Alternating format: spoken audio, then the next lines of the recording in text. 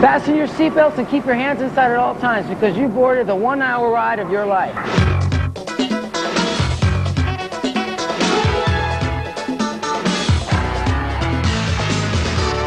That's right. Here's your ticket to experience the most pulse-pounding, eye-popping theme parks in America. Hold on tight. For the next hour, it's Theme Parks A-Go-Go. So, Mickey, you ready to do this? All right, let's do it, my friend. Let the adventures begin. We'll see you guys in a little bit.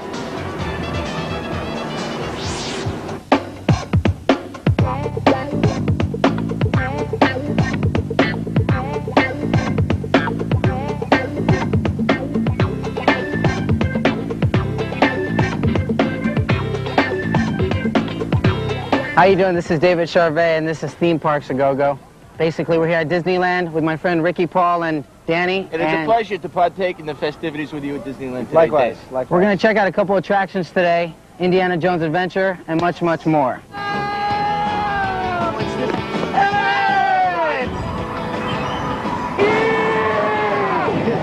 Plus, you'll team up with Antonio Sabato Jr., Dolly Parton, and Alex Winter as they show you the most thrilling theme parks in America. We don't have Space Mountain, but we have Twin Peaks. And that's not all. Hi, I'm Hawk from the American Gladiators. You'll also ride along with Kim Fields as she braves the baddest that Magic Mountain has to offer here in Southern California. Oh my God! And if that's not enough action for you, how about this? The American Gladiators versus Batman. Hi, I'm Siren. And I'm Saber. And we're going to strap ourselves in to Batman the Ride to see which one of us can ride this incredible coaster the longest. Who's the toughest gladiator? You'll have your answer at the end of the show. I think it's me. I know it's me. But first, here's a quick look at how theme parks became so powerful in America. My earliest memory of an amusement park was when I went to Great Adventure. First one I ever been to was in Rome, and I'll tell you, it was a lot smaller than this place. I grew up in the Midwest in St. Louis, and I used to go every few days in the summertime to Six Flags. And this is what about America, you know, it's just everything's so big. Theme parks and America, they go together like, well, Disneyland and Mickey Mouse. We may call baseball our national pastime, but for the last 100 years, theme parks have been quietly giving that sport a run for its money. Theme parks have really been the dominant force lately. And it's about a $6 billion a year industry. We come to have fun, for escapism, for excitement, for fantasy. And I don't think that's ever going to change.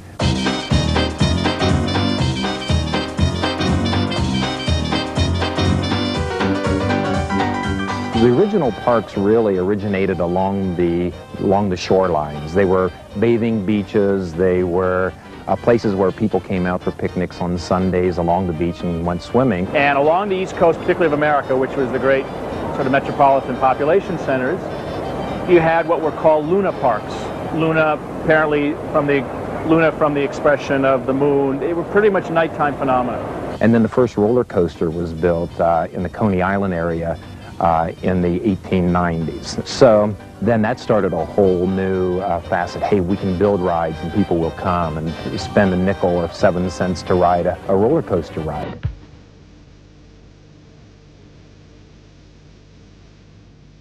Today's theme parks offer an amazing amalgamation of fanciful kiddie rides, high-tech attractions, hometown crafts, lavish parades, and live entertainment. But the #1 draw for the 260 million visitors to our parks each year will always be the thrill rides. My idea of a great attraction is something that is sort of akin to the idea of a human centrifuge. Oh, a little adrenaline, a little scare tactic, you know, that kind of thing. Shock value. I'll take a good adrenaline rush any day of the week. You get off, I can do this, and then just like... Have you ever chickened out in a ride? No.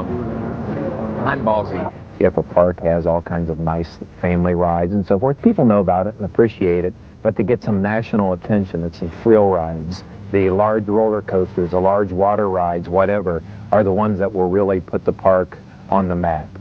And it will also keep people coming. That's what's important. But that's not all. The folks who run America's largest theme parks also know to keep people coming back, they have to keep adding new multi-million-dollar attractions.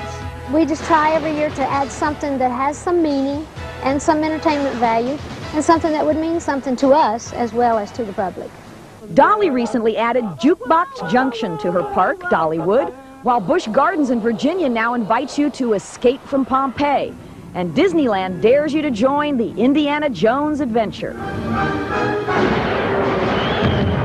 You always have to stay on the cutting edge. You always have to stay fresh and new. You don't want to be a museum. You don't want to be a place to go just to remember what it was like when you were a kid. Of course, when it comes to theme parks, Disneyland wrote the book. To all who come to this happy place, welcome.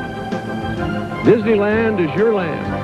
When they opened back in July of 1955, an actual theme park to this caliber was never seen in the United States or even on this planet before.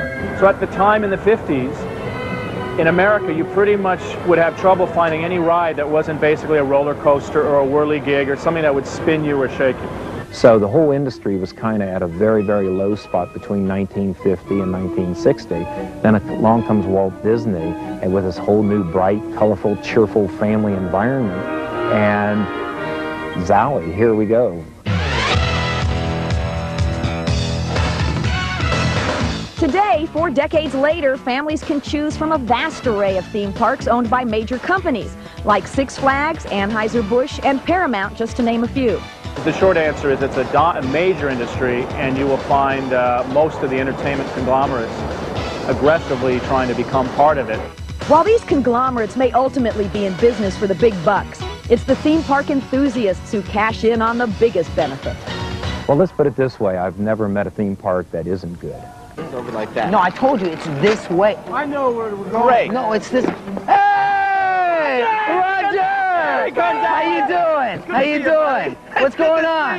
Hey! Oh, where are we going? Where do you want to go? You want to go in there? Let's go. All right, how you doing? My name's David Charvet. We're going to go and check this out. Roger Rabbit, cartoon spin. We'll see you in a bit. Take care. Ah! Woo! Yeah! Oh, wow. Oh, wow. Danger! Danger! Give 5, give 5! Yeah! Roger Rabbit's cartoon spin is based on the movie Who Framed Roger Rabbit, of course. Across the country, you'll find some incredible theme parks that also get their action from the movies.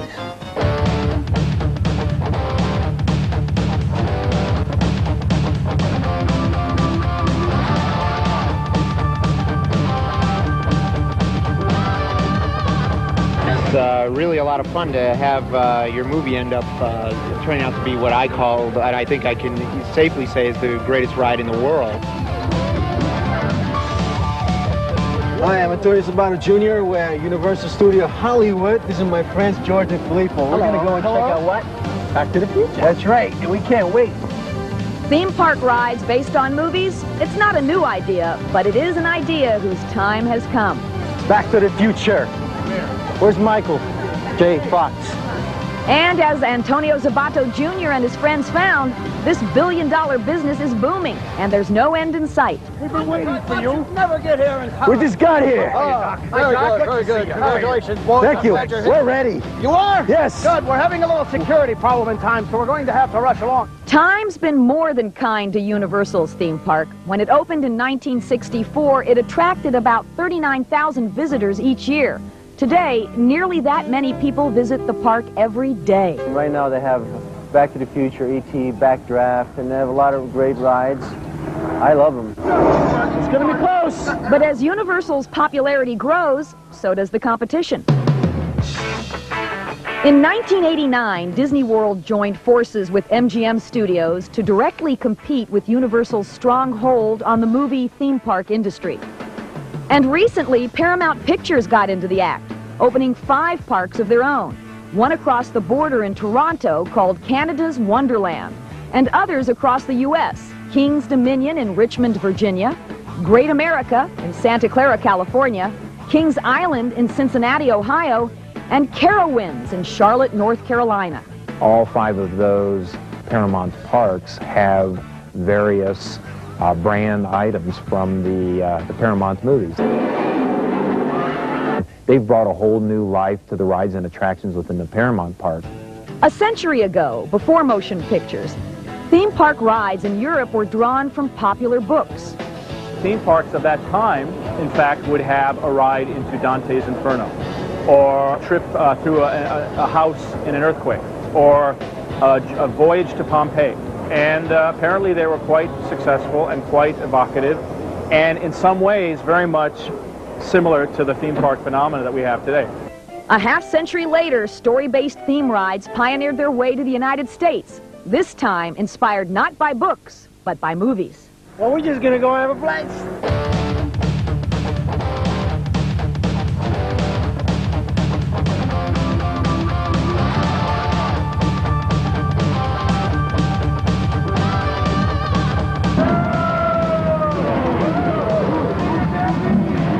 This really is Hollywood. We put people in the movies here.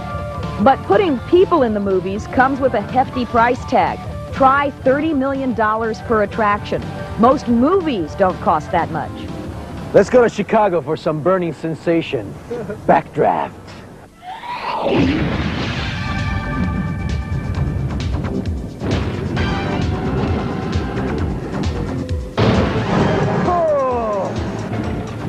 I think it's really exciting, and I'm pleased that people coming to Universal now as guests will be able to go and kind of experience what we experienced, what I experienced, being on the set and seeing an entire room just turn into an inferno. It's pretty wild.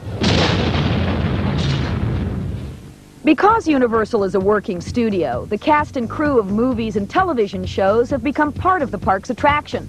So don't be too surprised if you run into a familiar face. How you doing? But whether you're a star or a stargazer, if you love the thrill of the ride and the magic of Hollywood, this is where you can come to live the movies. Goodbye, Antonio. This is my beautiful date, Minnie. I know you guys know my friend Alex Winters from Bill and Ted's Excellent Adventure. We took him on his own adventure. Let's see what happens.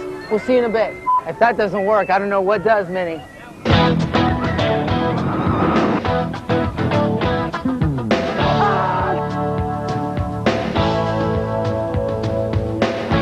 Hey, I'm Alex Winter, and I'm here at the Busch Gardens Theme Park in Williamsburg, Virginia.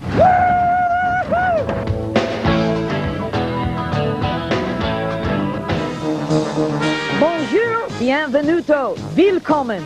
Although it's nestled in the rolling hills of southern Virginia, a visit to Busch Gardens Williamsburg is like taking a mini tour through Europe.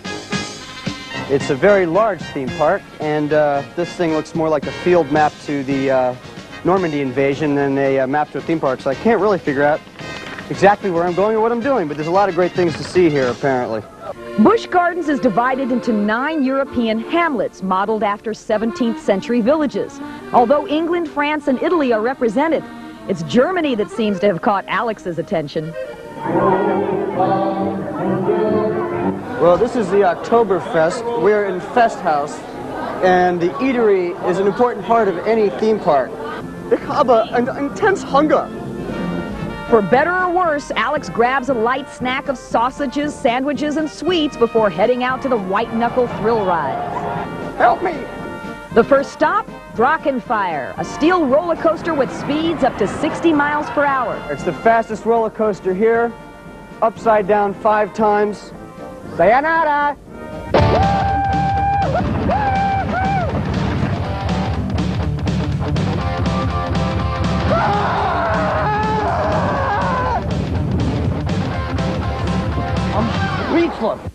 Fortunately, my vertebrae snapped like a twig, or I'd get up. But the doctor should be here shortly, and then we'll continue on with our adventure. When I was a kid, I used to go to the theme parks all the time, and my goal was to come home as ill as possible. So it's really about abuse, I'd say. Now that he's a little older and a lot wiser, Alex appreciates the fact that rides aren't the only attraction here at Busch Gardens. And you got a place that also has a lot of other stuff, and sort of you can stroll around and enjoy nature and, you know, be a bit more laid back. It's a European themed park. It's one of the most beautiful parks. In fact, it has been named the most beautiful theme park in America.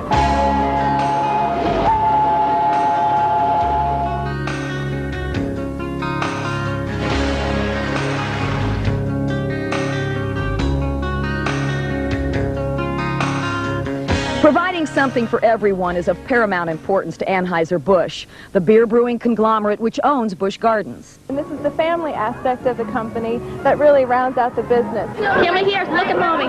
So we take a great pride in the Anheuser-Busch theme parks and really spend a lot of energy making them the best they can be. The theme park business was actually an afterthought.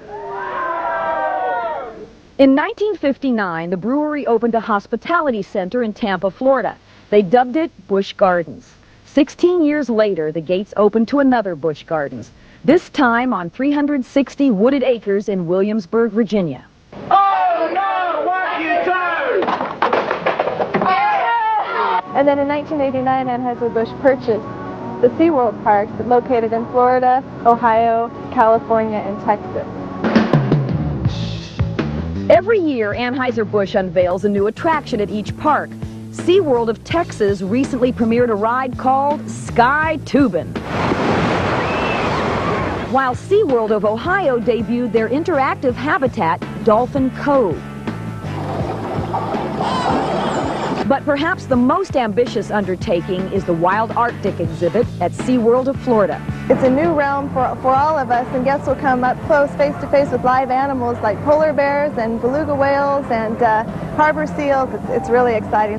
Back at Sister Park Busch Gardens, Alex Winter is being schooled on the newest attraction in Williamsburg. The most thrilling new attraction, don't get scared, is Escape from Pompeii, which is located over in Italy.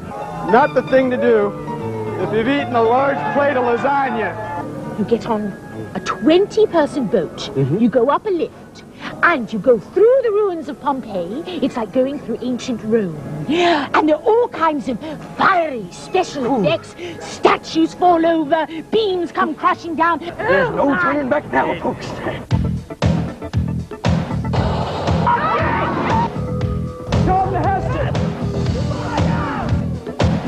And just when you think you've made a successful escape from Pompeii, there's a heart-stopping 5-story waterfall to navigate.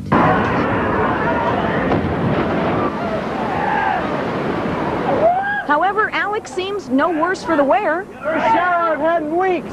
After all, he's figured out how to put the amusement in amusement park.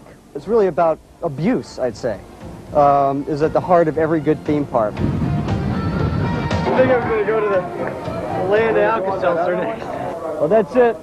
Hope you've enjoyed a little tour through Busch Gardens, Williamsburg, Virginia. I thought it was a rather excellent adventure. Oh, how do you... That was a stinker. All right, Jeeves, hit the button. Let's roll.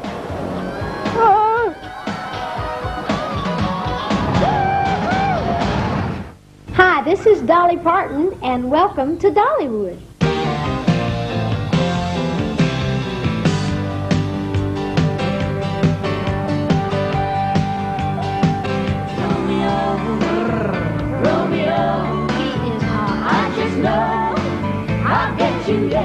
People around the world have come to know her through her music, also through her movies. But to her former neighbors in this rural part of East Tennessee, Dolly Parton is not only the hometown girl made good, she's the heart and soul of the local theme park. Dollywood is located in the foothills of the Smoky Mountains in Pigeon Forge, Tennessee, and probably is one of the most quaint parks in the country. And the best thing that Dollywood really has to offer is the lineup of shows that they have. And of course, Dolly, when she shows up. Well, I met him on a Sunday and my heart stood still. A do-round, round, round, a do-round, round. Dolly shows up in Dollywood as often as her performing schedule permits, but she's especially likely to be on hand when the park opens a new attraction. All right, great. Thank you very much. We decided to add a $7 million, 7-acre expansion dedicated totally to the 50s. So we have areas that I have named from things that have to do with my life. There's the Kaz Walker store. Kaz Walker is a man that owned a chain of supermarkets in this area. He sponsored a radio and television show had a country band, and I was part of one of those bands when I started at the age of 10. So I kind of dedicated a store to him. Uncle Bill's Guitar Shop. It's an area where you can go in and buy all sorts of things. We have Red's Diner. It's a drive-in restaurant, but actually this was the restaurant to go in Sevierville when I was growing up, where they had hamburgers, milkshakes, French fries, and that's what we're serving now, just like the old days.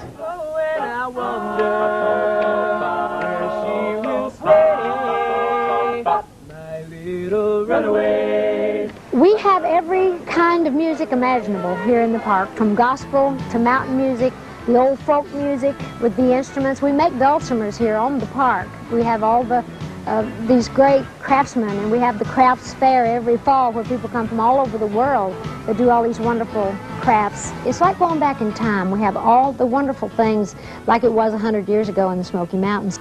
Parts of Dollywood may be rooted in the past, but others deal very much with the present and the future. Well, right now, we're in one of my favorite areas of the park. This is called the Eagle Sanctuary. We have a lot of birds of prey that have been injured, so we keep them here, and they lay their eggs.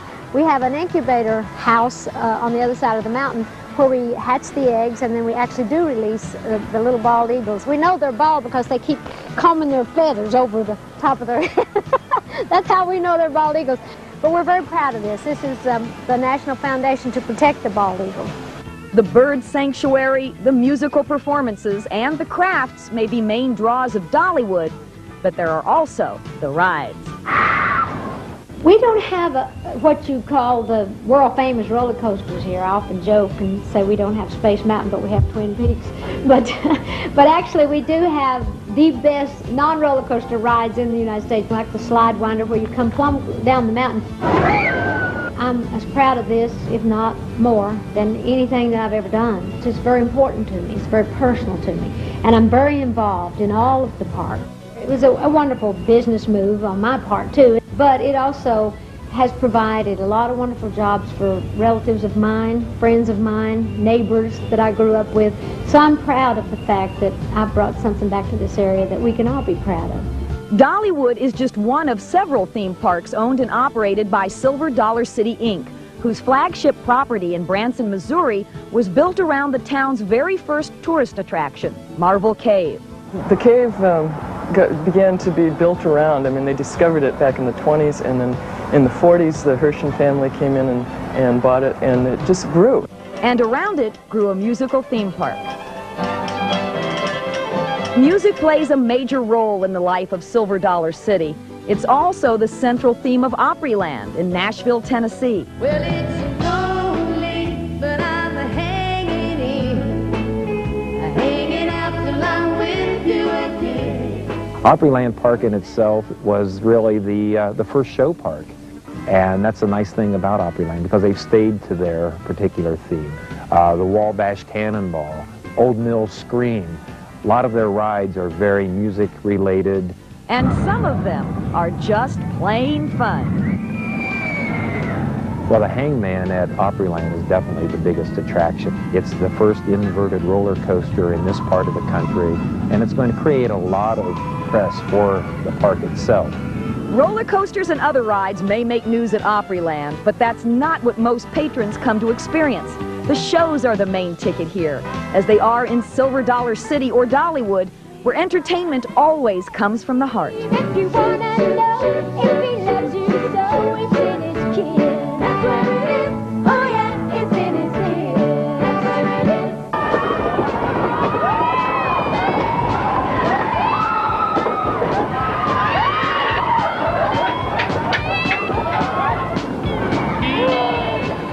Hi, I'm David Charvet. Hi, I'm Ricky Paul Golden. Sorry, buddy. You okay? We're just back from Thunder Mountain. If you like to scream on rides, check this out. You okay, buddy?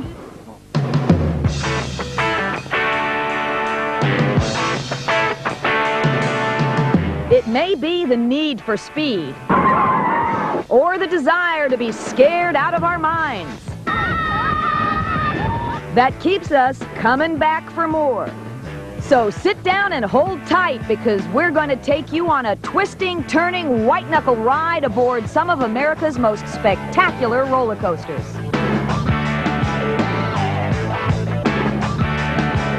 Since the turn of the century, adults and children alike have wanted the same thing from their roller coasters: hair-raising thrills.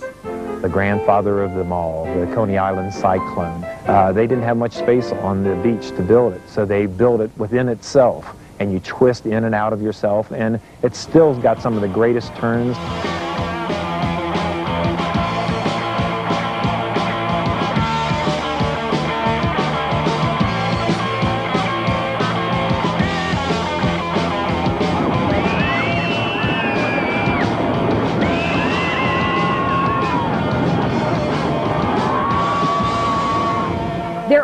Also, some pretty good turns on one of Ohio's favorite scream machines, the Beast.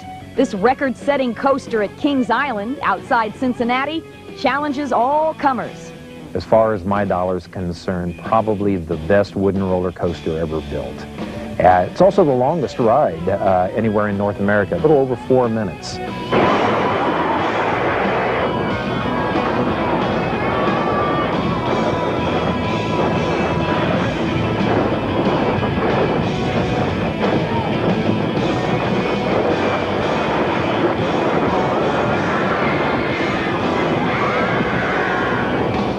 Texans say everything is bigger and better in their state, and roller coasters are no exception.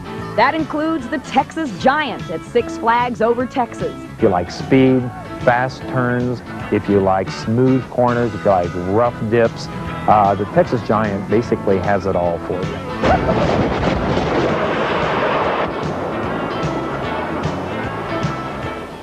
The wooden roller coaster has given riders rip-roaring adventure for 100 years. But the newest rage in thrill machines is the inverted roller coaster, like this fearsome specimen, the Raptor at Cedar Point. What that means is inverted, you hang below the track, you sit in like a ski lift chair, and your feet kind of dangle below you. And as you take off, the floor drops out, your feet dangle, and you go through all kinds of corkscrews, all the various elements, including the loops with your feet dangling.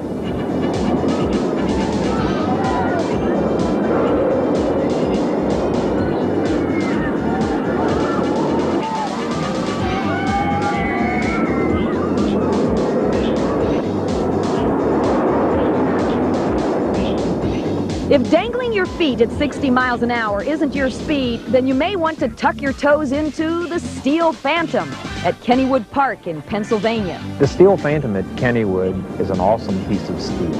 I mean, you go up that first hill, and usually after the dip at the end of the first hill, that's where the strongest piece of excitement comes on a steel coaster. But then you go up to the second hill, and that's where the long, long drop. It's over 220 feet drop. And what you feel is total exhilaration when you hit the bottom of that hill.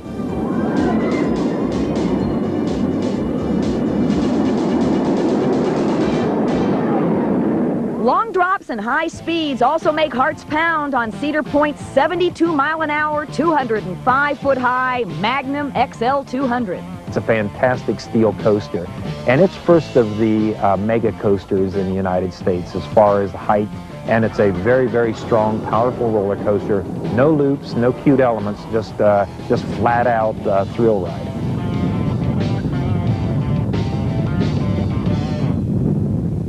Need more thrills? Then go west to Buffalo Bill's Casino in State Line, Nevada for Desperado, the fastest, highest roller coaster in the world.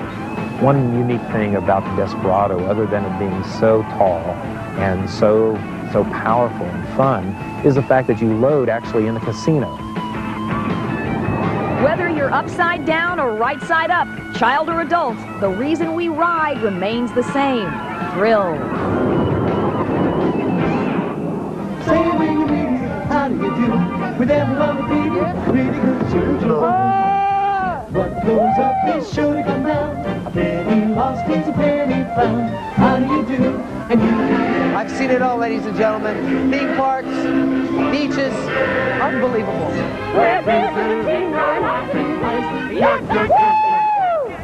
Yeah, give me 5. Right here. Woo! Yes. We roll. That's right. How you doing? My name is David Charvet from Theme Parks A Go-Go. We're drying off. Check this out. We'll be right back. Hi there, this is Kim Fields. Well, I am Kim Fields, and welcome to my home video at Magic Mountain with some of my friends. This is, of course, Daffy Duck, and this is Foghorn Leghorn. And I brought some of my other friends, my fiance and some of his family members.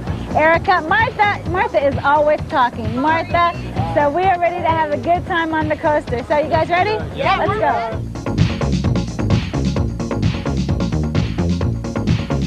Kim Fields and her friends may not know it yet, but their day at Six Flags Magic Mountain will be no day at the beach. They're about to test their survival skills on some of the most challenging rides on the West Coast. First up, Batman, the ride. Oh man, I'm scared. Kim has good reason to be scared. The G-forces on this ride are so great that the camera sometimes cuts out. But that's not enough to keep these riders from trying to quench their thirst for excitement.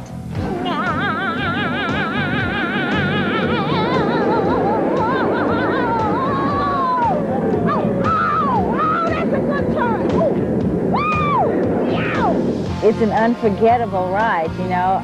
When you sit down, there's no bottom there. There's really nothing, you know, around you, and you just feel so open and vulnerable, and then you're just twisting and turning and dipping, and it seems like it takes forever.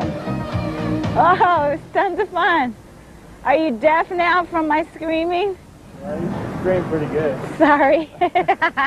We're going on Colossus now. It's an oldie, but still a goodie.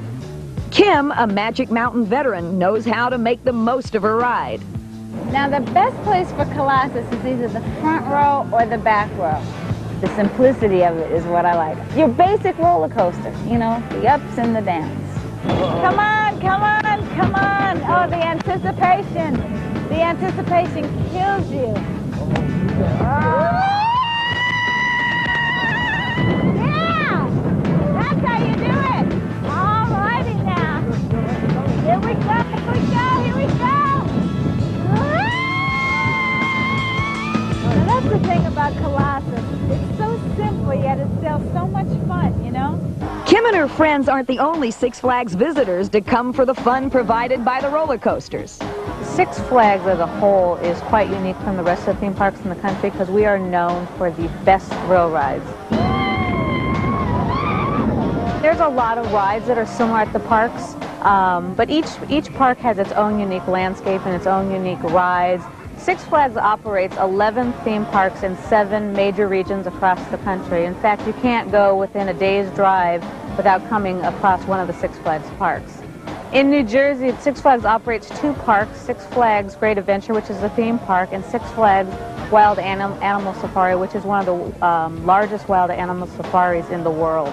And in Houston, Six Flags operates Astro World, which is a theme park, and then Six Flags Water World, which is their water theme park. Six Flags was some of the innovators of some of the things that you know of today. For example, the one-price ticket started at Six Flags Over Texas. The first steel tubular roller coaster, the first man-made whitewater rafting ride, which is Roaring Rapids, opened at Six Flags Over Texas, and the Broadway-style musical review.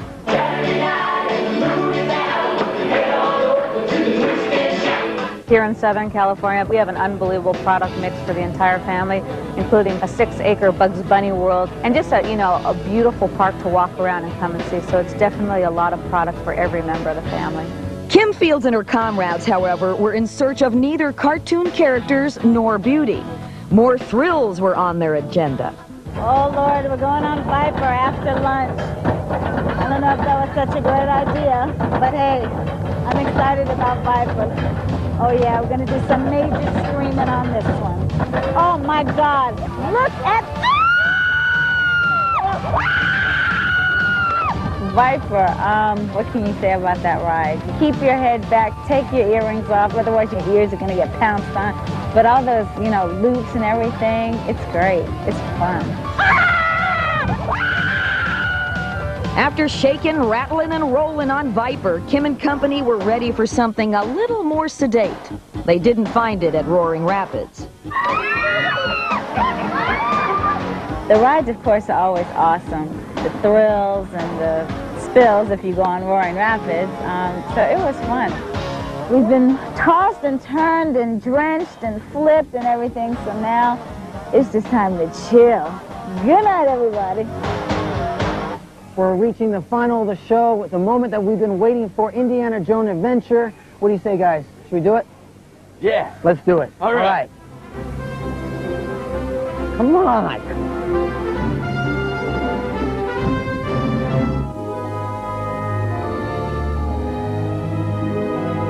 I was anxious that it would be a very exciting ride, that it'd have the same kind of thrill and excitement that the movies had. You had to feel like the culture in the movie. You had to feel like Indiana Jones. You had to feel like the character trying to get out of scrapes and avoiding the bugs and the snakes. And I think it's accomplished that. It's a very thrilling ride.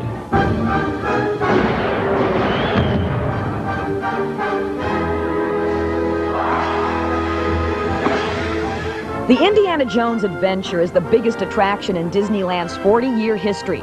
Although it opened in 1995, the ride was first proposed back in 1987. A lot of the delay was due to the technology. We had to develop a lot of new technology in order to make the ride feasible. Of course, feasible just isn't good enough when it comes to Disney. They've made the ride unpredictable. By utilizing state-of-the-art technology, this attraction presents a slightly different adventure every time you ride it. Well, hopefully it means people want to go back on it again and see it more than once, because there are various versions of the ride, which is a new feature of this particular ride. On opening day, there were plenty of would-be explorers eager to climb aboard Indy's Jeep. I think we're going to get ready for a little action, a little adventure. If it's anything like the movies, it's going to be a tremendous success, no question about it. I'm kind of apprehensive, actually. Why? Because I got to wear a hat, you know. I want that big bull, you know, to come chasing me down the thing like it did in Indiana Jones, you know.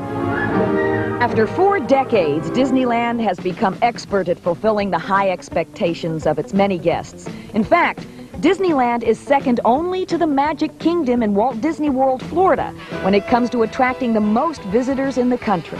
Disney was a very creative man and a genius, and he has done more for families and for children than any other person that I can think of. It's pretty interesting. My son's 4 years old. I mean, he hasn't been mass marketed out the wazoo yet, and yet he knows this is the place in the world for kids to come. But let's not forget about the young at heart. After all, it's finally David's turn to board the Indiana Jones Adventure. E-Channel, get ready for the ride of your life. Indiana Jones coming straight at you. But before we let David go, one final excavation tip. There's a rumor, or I guess it's kind of a myth, that every Imagineering team puts some image of Mickey Mouse in their attraction. And I can't say if that's true or not, but if it was true, I would look for it in the Mummy Chamber. Good luck trying to find it, David. Oh my God! Oh. I know I'm hosting the rest of this segment, so I know I'm not going to die.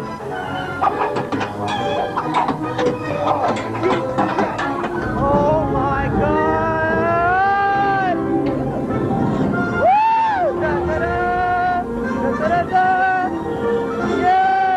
While David recovers from his adventure, we'll have time to crown the winner of our roller coaster endurance test. You'll remember we started the show with 3 brave gladiators on Batman the Ride at Magic Mountain. But now we're down to 2, Hawk and Siren, Siren and Hawk. Who will throw in the towel first? Okay, I've had enough.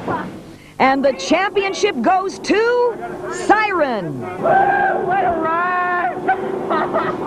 While Siren takes her solo victory lap, just what she needs, it's time for us to say goodbye back at the Indiana Jones Adventure with David Charvet and a special friend. This is Indiana Jones Adventure in Disneyland. Take care. We'll see you later. What? You want to go back? Another time? Are you sure? Okay, fine. Let's do it. Come on.